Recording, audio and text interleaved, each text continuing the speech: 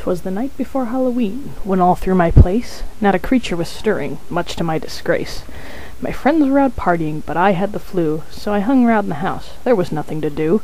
I was too sick to party, so I watched TV, while hoping my fever wasn't 103. At midnight I called it. Sleep time had come. It was All Hallows Eve now, so that would be fun.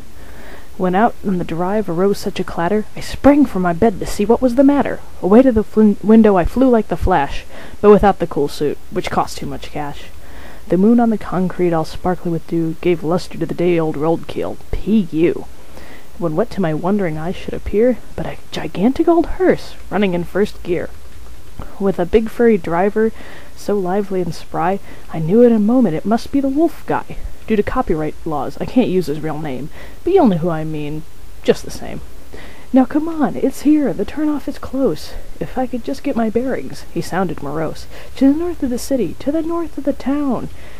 All of these yells, he said with a frown.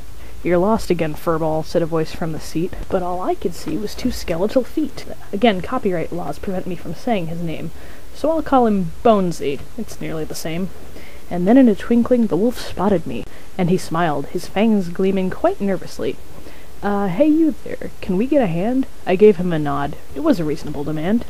He was covered in fur from his head to his foot. He got out of the hearse, which seemed nearly kaput. We're a little bit lost, he grinned charmingly, and then the skeleton got out, bellowing alarmingly. A little bit lost, that's a good one, he roared. If they had a lost Olympics, he'd win the award. The skeleton wore a jaunty straw cap. He saw me staring at it. What's your problem, you sap? I said nothing more, but beckoned them in. So where were you heading? The motor inn? We were going back home to Huntington Heights. That's where we spend time on October nights. He was smiling and cheery as he seated himself, and I laughed when I saw him, in spite of myself. Trying to use my computer as his claws clicked the keys. I suddenly hoped that he didn't have fleas. He spoke not a word, but went straight to a map. The skeleton scoffed and climbed into his lap. You missed the last turn. I told you so. I hear you, Boney. He stood up to go.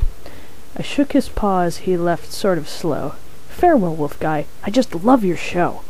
But I heard him exclaim as he drove out of sight, Boney, if you ever get me in another mess like that, I swear I'm gonna bury you in the backyard. You hear me? The backyard! Happy Halloween to all. Stay creepy. Good night!